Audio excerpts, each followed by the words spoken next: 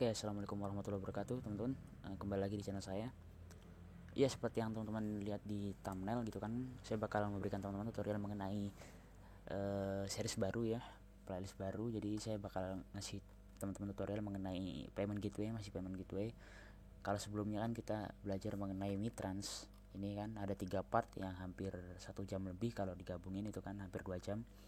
Kemudian di tutorial kali ini saya bakal ngasih tutorial ke teman-teman semua mengenai payment gateway yang namanya Sendit kayak gitu. Pasti teman-teman ada yang tahu, mungkin kemarin juga sempat ada yang request, ada yang WhatsApp saya bahkan itu apakah buka jasa Sendit dan segala macam gitu. Namun saya pengen buatkan tutorialnya buat teman-teman semua kayak gitu. Nah, tapi sebelum saya masuk ke series pertama, yaitu teman-teman, yaitu mengenai akun dan config testing API lah ibaratnya, saya bakal sedikit menjawab beberapa pertanyaan kemarin mengenai Mitrans kayak gitu kan. Ada beberapa yang memang masih belum clear kayak gitu. Nah, itu jadi kemarin lumayan banyak yang nanya kenapa sih jadi kan kemarin kalau kita pakai Snap Payment itu kan kalau untuk pembayaran melalui QRIS sendiri kan dia langsung mendapatkan response settlement atau capture gitu, langsung bisa gitu kan, kita langsung dapat response true lah ibaratnya gitu. Sedangkan teman-teman, kalau teman-teman menggunakan virtual account itu biasanya ketika teman-teman confirm itu dia statusnya emang always pending gitu. Jadi ketika teman-teman uh, apa namanya request menggunakan FA, dia bakal keluar status pending. Nah, berarti dengan fitur Mitrans yang tidak menyediakan FA secara langsung, ibaratnya direct payment kayak e-wallet tadi, berarti teman-teman tidak belum memungkinkan untuk teman-teman misalkan request payment di FA terus langsung bayar, langsung keluar status kayak gitu. Enggak, dia harus melalui webhook dulu, teman-teman harus membuat handler dulu kayak gitu. Kalau teman-teman baca di beberapa komentar yang saya balas kan gitu kan, untuk yang saya ketahui sejauh ini seperti itu teman-teman. Mungkin juga bagi teman-teman yang masih error gitu kan, kebanyakan sih FA gitu pada minta FB biang bang sebenarnya sama aja teman-teman. Teman-teman tinggal bedakan di bankcode-nya aja. Nanti yang membedakan adalah kalau saya pribadi biasanya itu di response-nya. Misalkan kalau untuk yang kalau saya sih lebih tenang tuh, data itu ke store dulu ke database kayak gitu. Jadi entah itu responnya seperti apa, yang penting data itu ke store dulu ke database. Karena apa? Karena kita nggak bisa coba memanfaatkan kayak real time response kayak yang disediakan Snap gitu. Misalkan mungkin ya nanti dia ada latency di internetnya dia, kemudian nanti agak error, dia udah bayar kemudian tapi datanya tadi belum ke store ke database, ke close ataupun atau apalah, tapi datanya belum ke store ke database, itu yang bahaya teman-teman. Nanti ya bakal teman-teman harus buat ya semacam fungsi lagi lah buat mengatasi itu kayak gitu. Nah, itu resikonya kalau teman-teman selalu ibaratnya pengen pengen memanfaatkan yang real time kayak e-wallet kayak gitu. Tapi kalau saya sarankan teman-teman yang dipastikan dulu data yang paling penting itu adalah data respon transaksi tadi ke store ke database kayak gitu. Dan sistem teman-teman itu siap buat menerima notifikasi atau siap buat menerima webhooks dari si payment gateway kayak gitu. Itu yang paling penting kalau menurut saya, dari saya kayak gitu. Nah, ya udah, mungkin itulah ya buat sedikit saya ulasan mengenai yang Firebase. Kok Firebase sih, Mitrans kayak gitu. Saya bakal lanjut ke tutorial kita, yaitu mengenai Sendit. Nah, jadi mungkin teman-teman udah, sebenarnya kalau saya bilang Mitrans dan Sendit ini 11-12 gitu, karena ya dari segi fitur lah. Tapi sayangnya kalau di Sendit ini setahu saya belum ada fitur kayak Snap kayak gitu. Dia belum ada kayak yang interface-nya kayak gitu, belum ada teman-teman. Dia harus kita bikin interface sendiri, kita bikin UI sendiri. Kita belum ada Snap yang kayak Mitrans kemarin gitu. Nah, yang membedakan di sini adalah selain tadi belum ada Snap Payment ya, yang pasti di harga juga ya. Kemudian dari fitur-fitur yang ditawarkan seperti apa, teman bisa cek sendiri.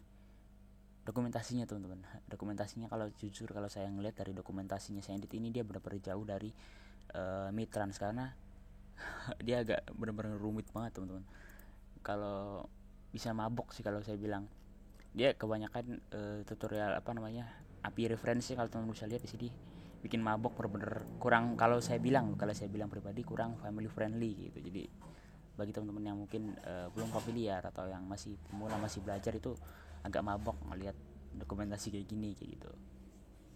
Beda kalau misalkan di Mitra kemarin teman-teman buka dokumentasinya, kan itu ada dia sampai bilang configuration snap payment for 5 minutes gitu kan, saking mudahnya mungkin kan. Tapi kalau sekarang ini nggak ada teman-teman, jadi harus benar-benar harus baca. Untungnya ada bahasa Indonesia di sini kan. Ya yang pasti teman-teman, intinya kita bakal terjun ke sini lah. Tapi di part pertama kali ini kita bakal buat akun. Pastinya kan buat akun juga lumayan ribet kan. Kemudian apa namanya, bikin key kayak gitu. Sandit toko ya, buka dulu. Kemudian teman-teman bisa klik login aja atau bikin. Sebenarnya gampang sih bikinnya. Teman-teman cuma perlu bikin namanya apa di sini. Ya bebas lah namanya ya, bebas. Terus nama bisnis teman-teman bebas. Country jelas, kalau Indonesia. Cuman kalau Sandit dia tersedia di 2 negara aja, Indonesia dan Filipina gitu. Dan kemudian password centang dan create. Saya rasa ini basic banget ya teman-teman, pasti bisa lah. Nanti teman-teman langsung di email buat konfirmasi email. Nah setelah teman-teman buat akun, teman-teman bisa pergi login aja dan login kayak gitu. Gampang banget ya kalau buat akun teman-teman, saya rasa teman bisa lah gitu. Nanti teman tinggal verify email aja, atau otomatis dia. Nah ini akun saya teman-teman udah jadi ya, ini belum saya apa-apain lagi.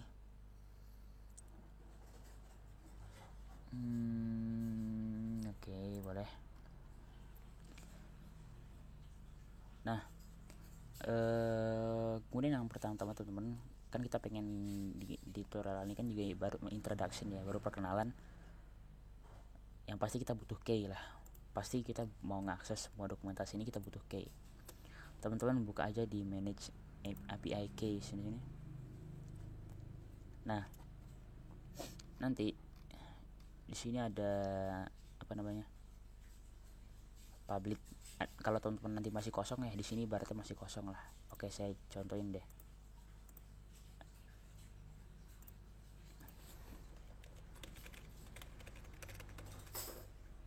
Oke, saya delete dulu. Sudah punya akun sebenarnya, udah punya apa namanya,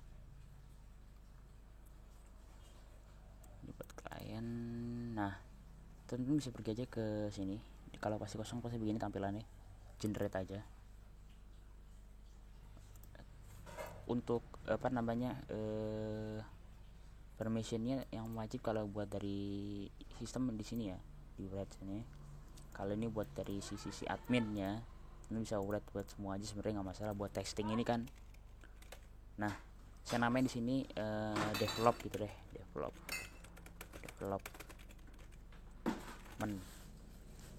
Saya generate key aja di sini. Jangan lupa masukin password. Jangan lupa. Malah kepencet.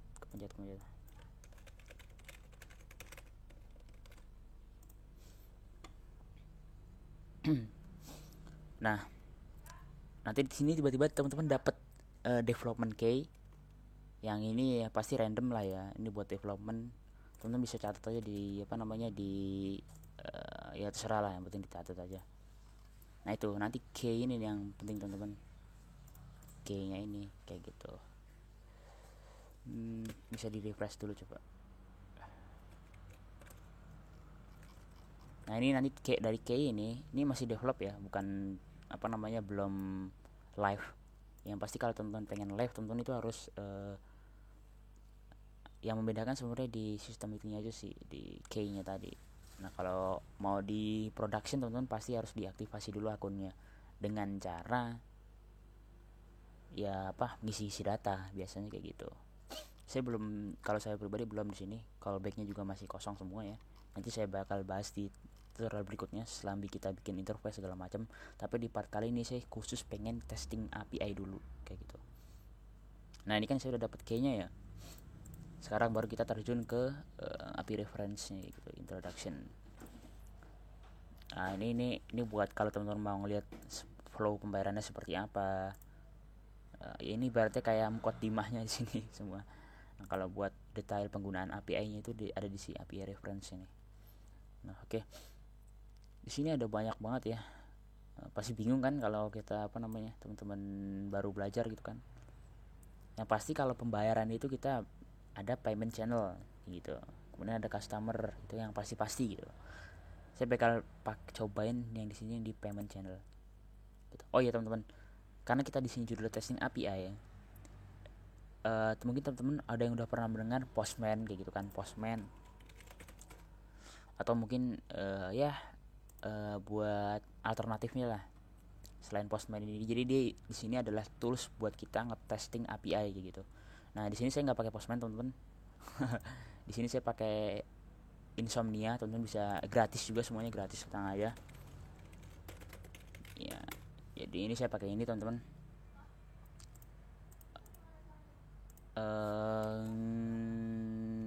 HTTP gini. Nah, REST ini. Saya pakai ini teman-teman buat testingnya. Seperti nggak teman-teman mau pakai Postman atau mau pakai ini nggak masalah. Yang penting sama-sama buat testing kayak gitu. Nah kalau teman-teman pastikan di download terus diinstal ya. Bebas sih mau pakai Postman, sama aja kurang lebih tampilannya. Ya mungkin ada fitur yang beda dikit-dikit lah. Cuman dulu saya pakai Postman juga kok. Ini juga saya baru pakai Insomnia ini baru. Oke, di download dulu ya, diinstal. Nanti dia kebuka. Nah seperti ini tampilannya.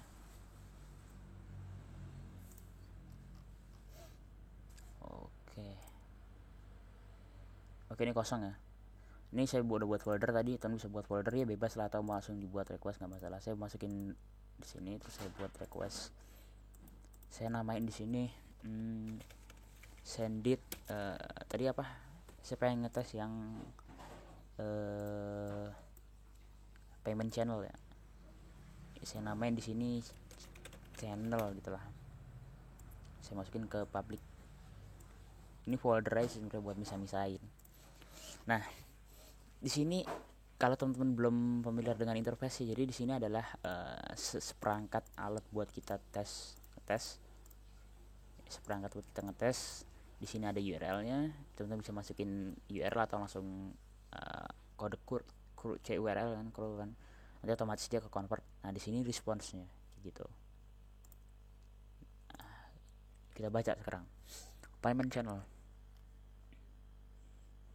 Nah ini kita butuh yang namanya header kan, ini yang pasti ini buat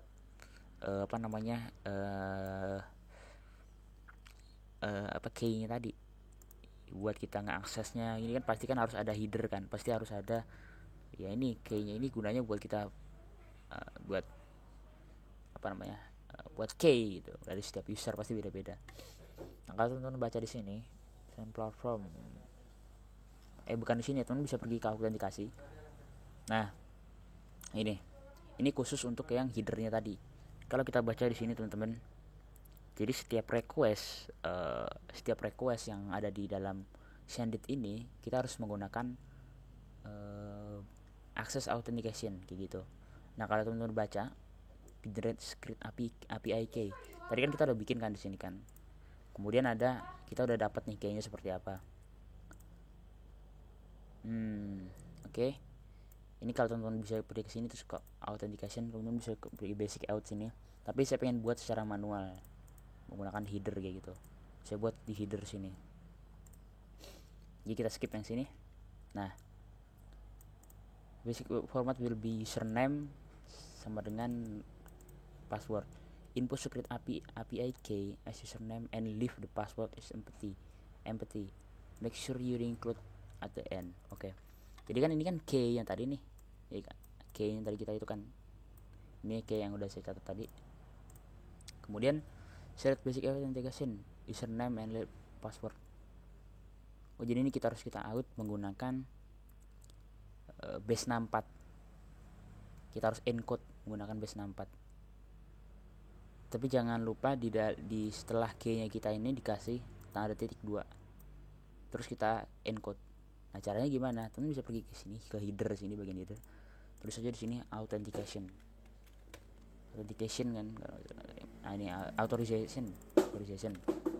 Pastikan aja di sini. Kemudian di bagian value-nya, kalau kita baca di sini include basic out. Nah kita harus nambahin ini basic. Kita harus nambahin basic. Kemudian nah di sini bagusnya di aplikasi REST app ini yang buat ngetes ini, kita bisa buat hashingan di sini. Jadi kita tambahinnya di sini base64 encode. Nah kita tinggal klik, kita masukin value-nya yaitu key-nya tadi. Masukin. Nah dia bakal render dan done. Otomatis kita udah buat authorization di sini. Oke. Kemudian ini kita arahin dulu ya, salah tadi. Kita arahin dulu ke bagian kalau buat payment channel tadi, kita arahin ke sini nih. Oke. Tuh, kita cuman butuh di sini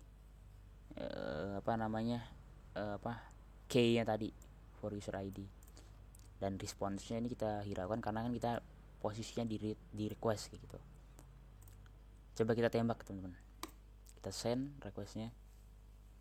No API detect, please provide authorization.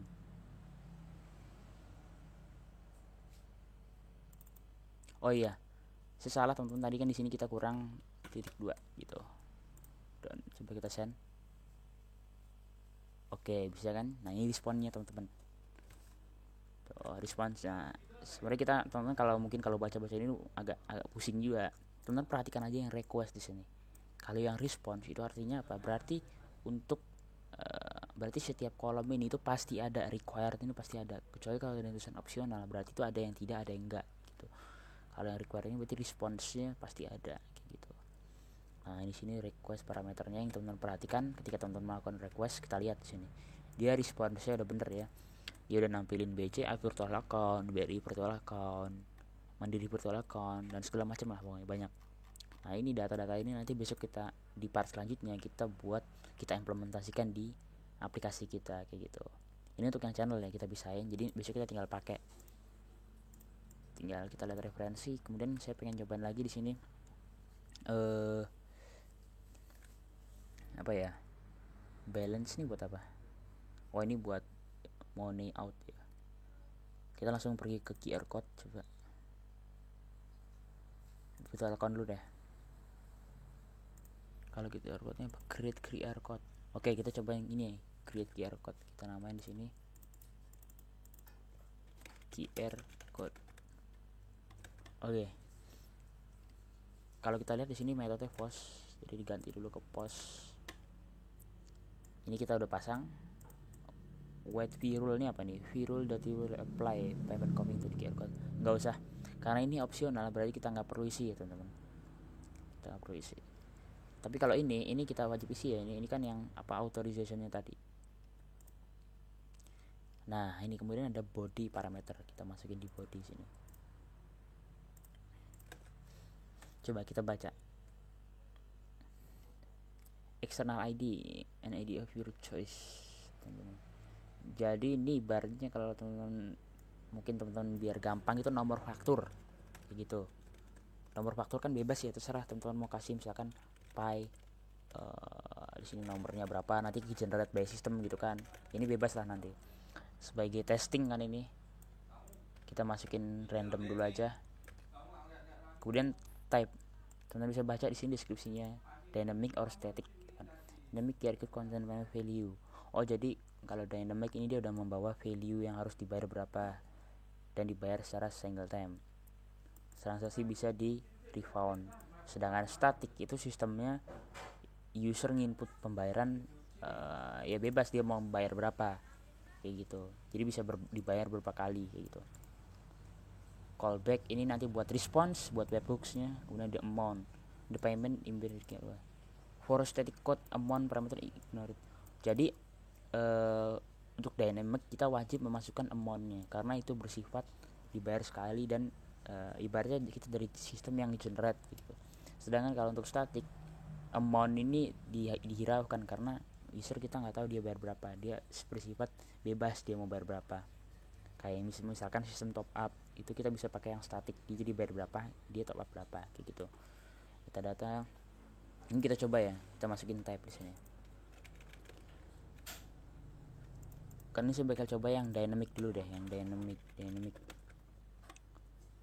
Kemudian callback yang required ini teman-teman harus isi ya. Untuk contohnya saya bakal pakai ini aja nih, callback. Karena kita belum punya callback kan, kita masih testing API. Kemudian amount-nya nih. Amount. Nah, berhubung ini dynamic berarti kita butuh amount-nya. Kita perlu kasih tahu amount-nya berapa. Misalkan kita masukkan di sini 60.000. Metadata kosongin aja. Coba kita send.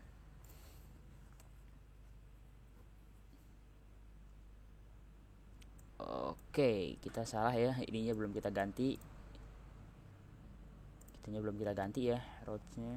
Kita ganti dulu ke sini. Oke, coba kita send. Oke, dia responsnya berhasil teman-teman. Nah, di sini metadata updated, tipenya dynamic kayak gitu. Nah, kalau kita baca lagi di sini responsnya, nah dia bakal responnya kayak gini teman-teman, ada callback segala macam ya, udah sesuai lah. Nah, kalau QR code itu yang teman-teman perhatikan di sini nih, kalau untuk pembayaran QR string ini. Jadi ini adalah sebuah QR code yang bakal di render nanti di interface teman-teman, yang bakal buat jadi user tinggal nyekan gitu loh. Gitu. Nanti besok kita implementasikan ini juga di sistem kita teman-teman. Jadi besok di part selanjutnya maksudnya. Nah, nanti QR code-nya kalau untuk yang live mode itu dia udah kayak begini nih, ya kode-kode segala macam lah. Tapi kalau untuk yang testing ya, dia masih kayak gini. Ini jadi dia belum bisa nge-generate barcode kayak gitu. Branch code metadatanya kosong karena kan kita tadi nggak masukin metadata ya. Ini buat status payment status callback. Nah, ini callback, balik lagi kita kita buat buat part selanjutnya simulate. Nah, ini juga misalkan kita pengen testing pembayaran gitu, kita harus lewat sini kan, karena ibaratnya ini kayak ya testingnya tadi. Jadi kita misalkan kita mau ganti statusnya jadi apa, nah ini kita lewat sini kita testing. Kalau kemarin Mitran ada Mitran Sandbox buat kita masukin testing pembayarannya kan, kali ini di sini sama virtual account juga. Virtual account, create virtual account misalkan tuh. Oke, kita coba deh terakhir deh buat buat virtual accountnya teman-teman. Copy aja di sini, di duplicate. Di sini kita buat virtual account. Oke, yang wajib di sini user ID ini authorization tadi ini sama external ID udah ada. Kita nggak perlu type karena nggak ada kan di sini, adanya kita perlunya bank code. Oke, kita punya bank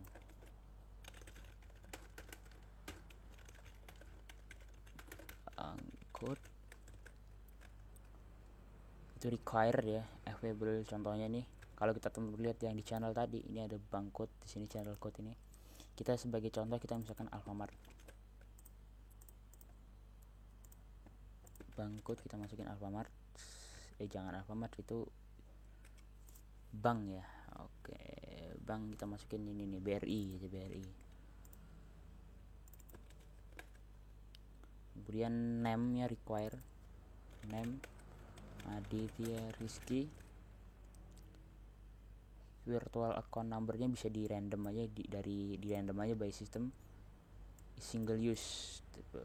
Nah, ini jadi sama kayak QR code tadi. Kalau di virtual account itu juga ada yang namanya open payment dan close payment. Kalau yang close payment itu generate, udah tahu kita harus bayar berapa sekali bayar.